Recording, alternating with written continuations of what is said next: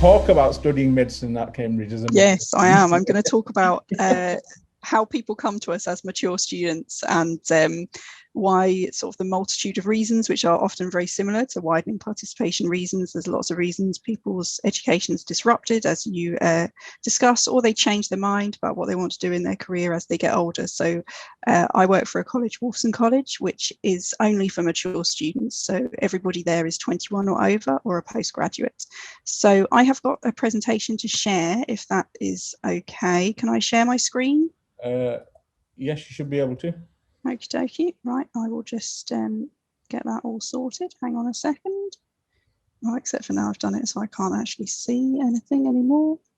You think I'd be used to Zoom after a year of using it, but let me just sort this out on Zoom first. I have to do that first. Right, here we go. So I have picked the right thing. Off we go.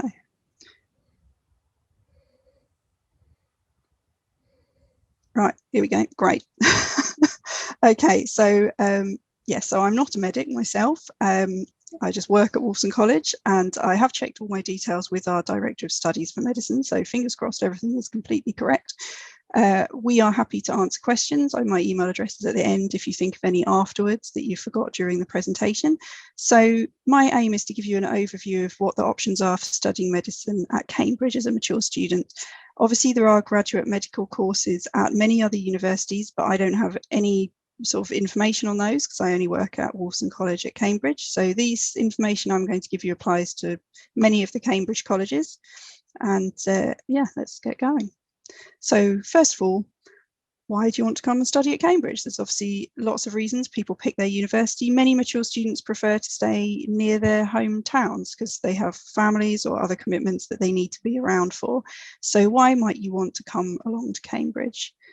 Obviously, we would always say that it's a world-class education. Many of your lecturers are going to be national or even international subject leaders, right at the cutting edge of medicine. They may also be researchers as well as clinical medics.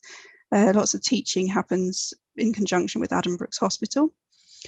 We also have extensive small group teaching. In addition to your usual practicals and lectures, we offer what we call supervisions, which is small group teaching where you would be with an academic and just a few other students that help you explore the topics and ideas in greater depth. So that can be hugely valuable in your understanding. We've got a lot of a real supportive environment. You've got your academic support through your Director of Studies. We also have really strong pastoral support through your college with a personal tutor who's not there for academic support. They're there to support you sort of for everything else, to signpost you to any other services you might need, help you apply for hardship grants is one of the things they do. We've also got lots of resources within the wider university. We have the Disability Resource Centre, which can help students with all kinds of conditions. That can be anything from physical disability to dyslexia. They've got so many resources to help people succeed in their degree, get the most out of it. And obviously there's the Students' Union who within the college and the wider university who put on all sorts of things. There's lots of welfare support. There's a great counselling service for times when things are tough. So we think that the support you receive is one of the really valuable things about coming to Cambridge. We also try and give people as much financial support as possible. So we have something called the Cambridge Bursary Scheme. Had been for EU students. I'm not quite sure what the status of that is currently because everything is up in the air still, unfortunately. But it's for students studying their first degree or for the CGCM, the Cambridge Graduate Course in Medicine. So normally you wouldn't be entitled to this bursary if you're doing a second degree, but you are if it's the graduate course in medicine. So this is up to £3,500 a year or £5,600 for some mature students. So that would probably be people who are over 25 or who've already been living independently from their family. You do need to be a home student pretty much for these. And this is, you don't repay this money. This is just funding from the university to help you succeed. And obviously the higher amount is really useful to lots of students. We have a lot of students at Wolfson who are independent students. They don't have family support. They may be estranged from their families. They may be older. And, you know, this can be a huge benefit to them getting this funding every single year of their degree and not having to pay it back. And it's in addition to any other tuition fee support or government support you might get. And different colleges sometimes have awards of sort of bursaries for various different things. It depends on the college. You can check on the individual college's websites. So Wolfson's got some for sort of language learning, which can be helpful for things. We've got some support for people studying abroad, not perhaps as relevant for medical students, but there are various other ones that could apply to you. But Cambridge really wants to make sure that no home student is deterred from applying to Cambridge because of financial circumstances, and that no publicly funded home student should have to leave due to financial difficulties. So yeah, we've got lots of these different pots that we try our best to get to everybody. So what are your options as a mature student? Obviously, when we're talking about mature students, we mean anyone who arrives at university at the age of 21 or over. When you're 21, you probably don't feel hugely like you should be called a mature student, but sort of in the terms of universities you are. So there we go. So there are 3 different options for you to study as a mature student at Cambridge. And I'm going to go through all of these now. So there's A100, the standard medical course. So this is for you if you don't already have a degree, if you've got any fee status. So you don't have to have a home student fee status, which you do for one of the other courses. So yeah, if you don't have that fee status, this is the one you need to apply for. So this is your sort of traditional medicine course. It's 6 years. You've got 3 years of preclinical studies. So you get your core scientific knowledge, preparing for patients. In the 3rd year, you can specialise in one subject and do a research project. And then you get your 3 years of clinical studies. So just as information, last year at Cambridge, A100 had 6 applications for each place. So like all medical courses, it's pretty competitive. So your other option for if you're a mature student, if you've already got a degree, you can apply to the standard medical course as an affiliate, what we call an affiliate student. That's for people of any fee status. You don't have to be a home student for that one.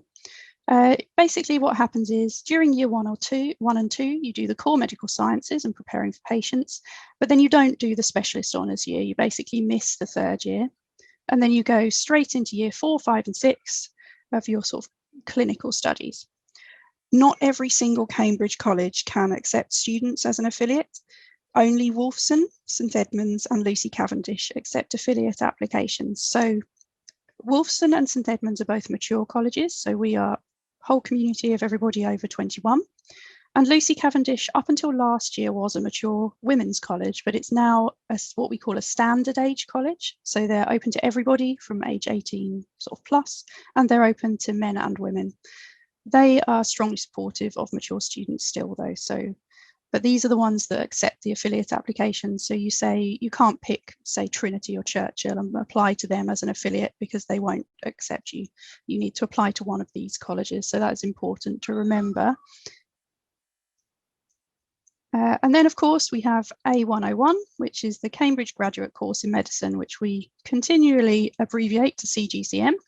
So this is for you if you've already got a degree. You've got to be a home student, and you've got to really want to study intensively over a shorter period, because this is only a 4-year course and it's studied in 43 weeks of the year. So it's pretty intensive. You fit the first 4 years of the standard course into 2 years of the CGCM. It's got the same science content, but you fit your clinical attachments into the vacations. So I'll show you a graphic in a minute which shows sort of how the 4-year course looks, and you'll see how sort of busy it is. Some people absolutely love this. They really thrive on it and it really suits them. One thing we would say is that if you've already got a degree, the discipline of your previous degree doesn't have any real indication on your sort of final success on the course. You know, people that come to us with a degree in history of arts or law or English, they do just as well on the courses, either affiliates or CGCM, as people who've got a really medically related degree. So don't worry if you're thinking, oh, but I've studied French and I really, really want to be a doctor now. Great, you'll probably do just as well if you're driven to it as other students who've done biomedical science.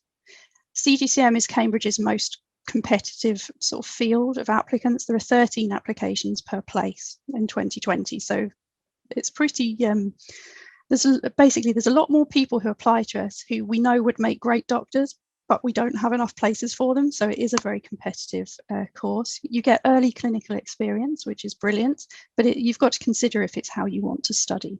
So I'll just show you this now to give you an idea of how the course fits into 4 years. We've got the 4 columns here. I'm not sure how well you can see that, But the darker green are the holidays, so you can see they're far shorter than they would be for other standard university courses, because you are doing clinical skills during the time when our other students at Cambridge are on holiday. So there's a few other sort of rules and regulations about the CGCM. There are, again, only certain colleges that accept CGCM applicants. So that's either got to be Wolfson, St Edmunds, Lucy Cavendish, who I've already told you about, and also Hughes Hall, which is Cambridge's third mature student college. You can't apply for deferred entry as you can with a standard degree. So if you know that you want to go to university in 2022, you need to, or 2023, you need to apply for the year you actually want to go. You can't ask to defer. You can apply for both A100, the standard course, and A101, but you have to make sure that if you're doing that, it's to one of the colleges that will accept students on both the courses. So you can't say apply for A100 to Robinson and A101 at Wolfson. That doesn't work. You have to apply to the same college for both of them. So the only colleges that take applicants for both are Wolfson, St Edmunds and Lucy Cavendish. So just bear that in mind if you're thinking about applying to both. And we also have a separate CGCM application form in addition to the standard application process. This all sounds very complicated, but once you actually start applying, it's pretty obvious and pretty easy, because we send you these things and send you reminders and stuff. So I've attempted to make a little table of what the entry requirements are for these different degrees. So for A100, you can see it looks a bit more typical, like a standard sort of offer that you might expect. And you take the BMAT if you're going to do that one. You must include chemistry and either one or at least one of biology, maths and physics, but most people have got 3 science or maths subjects. For affiliates and CGCM, you need a 2-1 or higher honours degree. And as I stressed before, it can be any subject. If you're going to work hard and you've got the qualifications, you will do just as well, whatever degree you've come from. So you also have to have your A-level passes in chemistry. For CGCM, you need to have had your pass in chemistry within the last 7 years. So if it's been longer than that, you may have to retake that. And also for CGCM, you do not take the BMAT, but you do this additional form. So Imran, I'm quite happy to supply this information to people if they want it in PDF form, because I get that this is a lot of information and it can be a little bit hard sometimes to hunt out across the websites. So anything else I'd say there? We don't at Cambridge accept access to medicine courses. So if you have studied access to medicine, there's probably other degrees at other universities that might suit you a little better. We do accept people coming from foundation years in medicine at other universities. And we do also have a quick look at your GCSE scores. So maths and English have to be C or above. And if you want more information about things like equivalent qualifications like Scottish Highers or the IB, we've got all that information on our website, which we show at the end. So I'm just going to go very quickly through the application process for Cambridge, because we're a bit weird. So you've got to choose your course. Which one are you going to go for? Which college are you going to choose? Remember, there are some restrictions depending on what course you're going for. Or you can just put an open application, which means you tick and you just say, don't care which college I go to.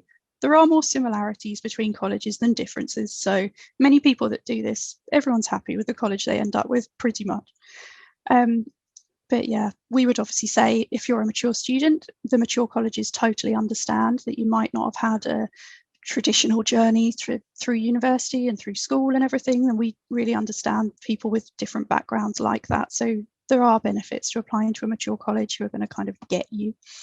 Then you've got your UCAS application, and then depending on the course, you've either got to submit your supplementary application questionnaire, which is an extra form that Cambridge make people do, which gives you a place to give a more Cambridge specific personal statement element. So you can say things like, why specifically you want to study at Cambridge, what about our course particularly attract you over just studying medicine, why is it the Cambridge one you've applied to? But you don't do that form for the graduate course in medicine. You do our separate graduate course in medicine application form, which you submit both of those by the 22nd of October. And then if you need to take the BMAT, you do that, which you don't for the graduate course in medicine. Interviews we normally aim to hold in December. They've moved about a bit this year because of the pandemic. For example, we held our graduate course in medicine ones in early February, which was different from normal. Often we'll hold those in November, so they can move around a little bit. And usually you get your decision in January or very early February. So yeah, it's just a little slide to tell you a bit more about how it works at Cambridge, because certainly before I worked there, I really didn't understand what the difference between the university and the colleges was. So the university does all the official stuff. They determine the course content, they organise your lectures, they set and mark your examinations, and they are the ones who award your degree. So the colleges, we go through the applications and we select which students we think are going to thrive at Cambridge and offer you places. We organise the small group teaching and we provide you with academic and pastoral support. And the college is almost likely where you're going to live as well. And it's got places to eat and recreational facilities, student union facilities, lots and lots going on. So it's kind of like your university family in a way. Lots of our students at Wolfson say that they like it there because there is a really strong community of medics. They're all living together at the moment in the same accommodation blocks. But yeah, they think there's a really great base of medics there, so they like that community. Okay, so some hints and tips. This comes from Dr. McFinish, our Director of Studies. You know, she just says, be honest.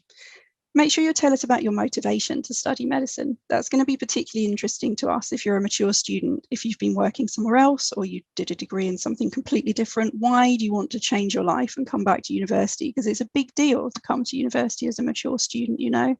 You're not in some sort of linear river like coming out of school and immediately going to university like many people do. You've done something different. We want to know, you know, why have you decided to do this? Why are you wanting to commit to, you know, another 4 years of study after your degree? Or why are you wanting to leave your career to become a doctor? So that's really interesting to us and we want to hear about that because that shows your motivation really strongly.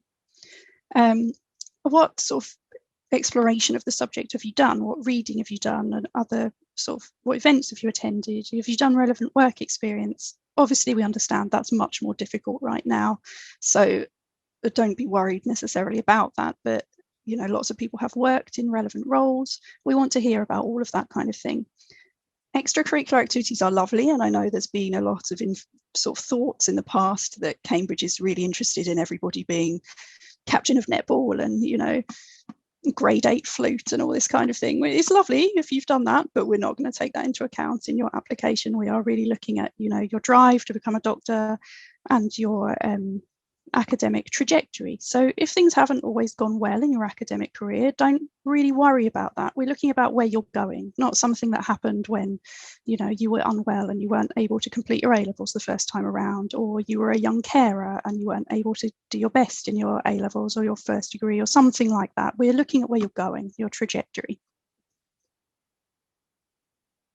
So I'm going to tell you a bit about the interviews. So I've already said that the interview dates can vary a little bit, especially for CGCM. So A100 has got the standard Cambridge interview format, which is where you get 2 interviews, usually 20 to 45 minutes each, and they'll cover science and clinical aspects and things like that with some academic staff who would be teaching on the course.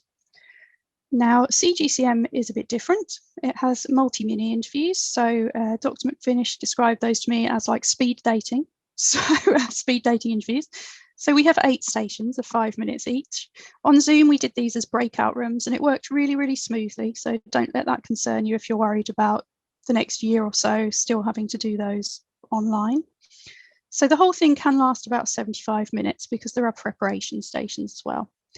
We don't ask trick questions. I know that's, again, something people like to say about Cambridge or has been written about in the press.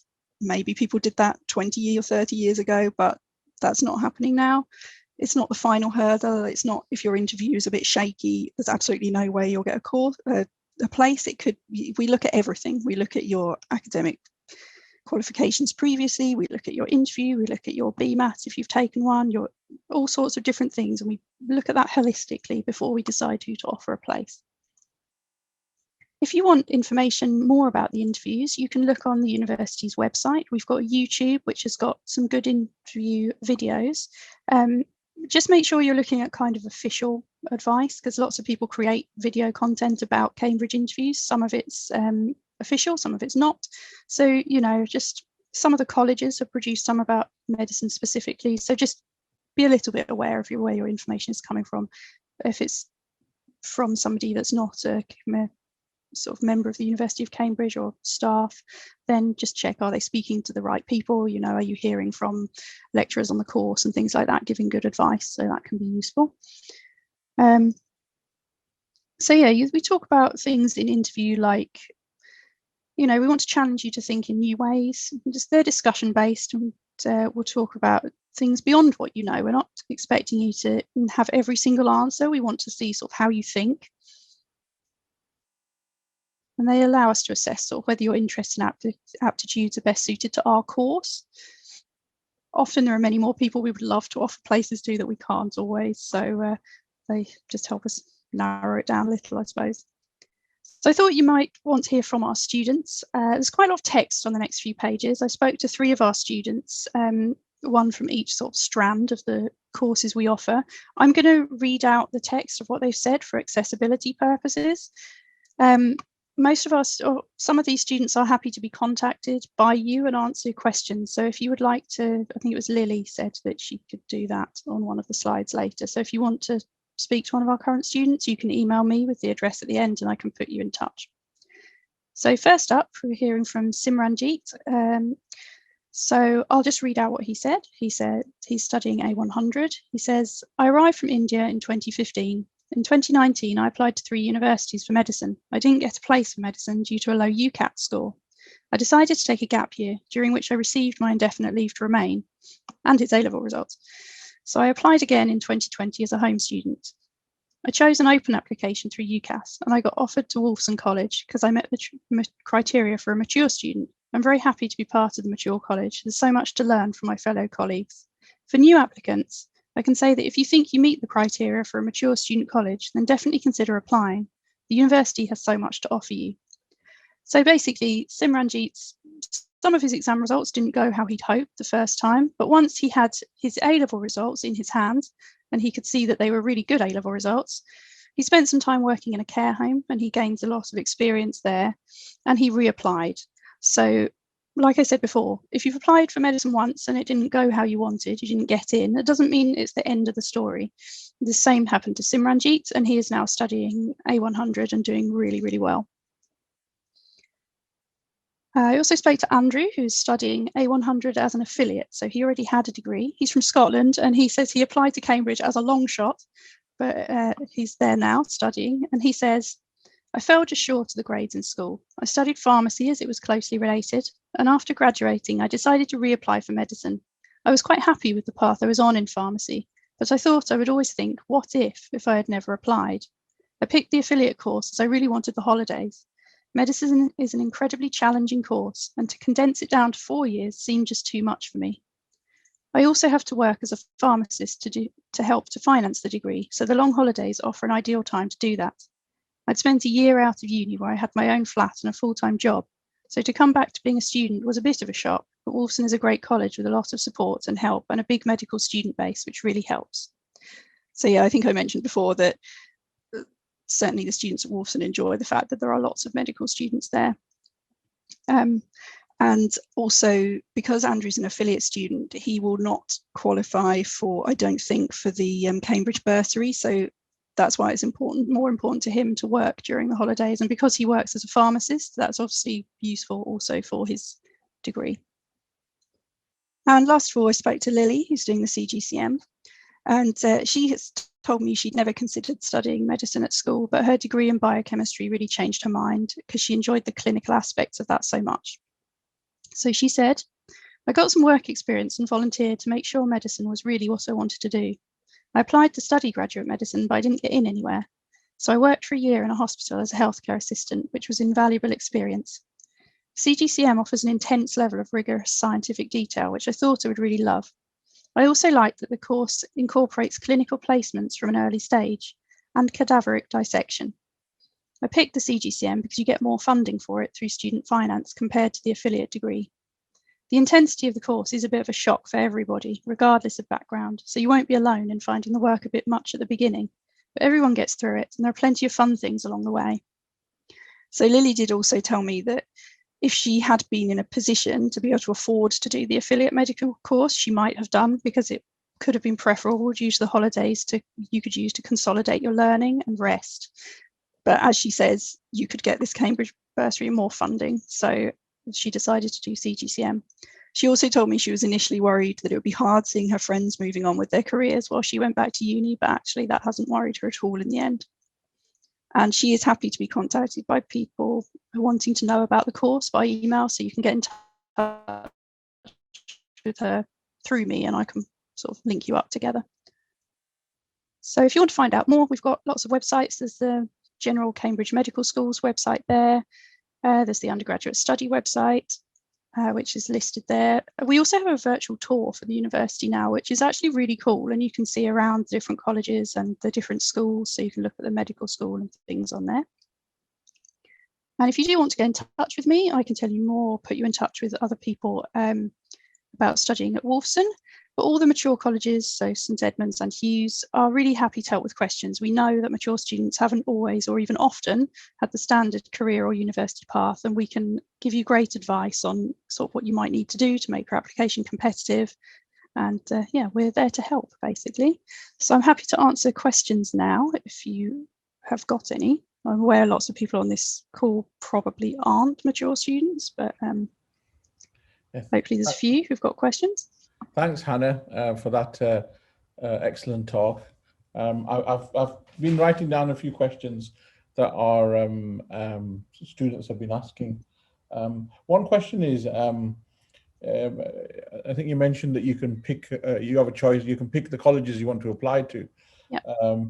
Is it possible then that you could end up in a college other than the ones that you've put in your application form? It is, yes, because what we do at Cambridge is we operate something called the pool. So if we get applications and we think, okay, this is a brilliant candidate, but we've already taken as many candidates as we can, we don't have space for any more, we put them into this pool and like recommend to other colleges, we think this person's a great candidate, we think they should have a place on the course, do you have room for them? So that can happen. I have to say there's a vanishingly small number of people at Cambridge who are unhappy with their college wherever they get and wherever they end up. You know, the colleges are more similar than they are different. The mature colleges are a bit more different from the standard age colleges because everyone's a sort of slightly older, they've had a bit more of a life story beforehand. If you are put into the pool or you make an open application and you are over 21, you will end up at a mature college. That's pretty much definite. So yeah, it's possible you could end up somewhere you didn't pick. Okay, there's another question here. I'm not sure how the intention of this. How many places are there in each college? Whether that means how many mature student places that there are in other colleges, or whether it means just in general. Well, I mean, the numbers of students that we take on each course are published on the university's website on the medical schools pages for the degree. I don't know those off the top of my head. But yeah, there will be sort of smaller numbers of those. You know, this is an example. I'm not saying this is how many, but say there are 40 students on CGCM, they will be split up amongst the colleges that take CGCM students. So it will usually be fairly evenly split between those. But if you're looking at A100, the number they take will be split across far more colleges because most of the colleges at Cambridge do take A100 students. So I hope that makes sense. But if you're thinking about doing the graduate medical course, you will be with a reasonable group of other graduate medics because they only go to certain colleges. I think there's something here about the BMAT. You know, BMAT sometimes has two sittings. You know, there's a sitting, if I recall, before the UCAS deadline and after.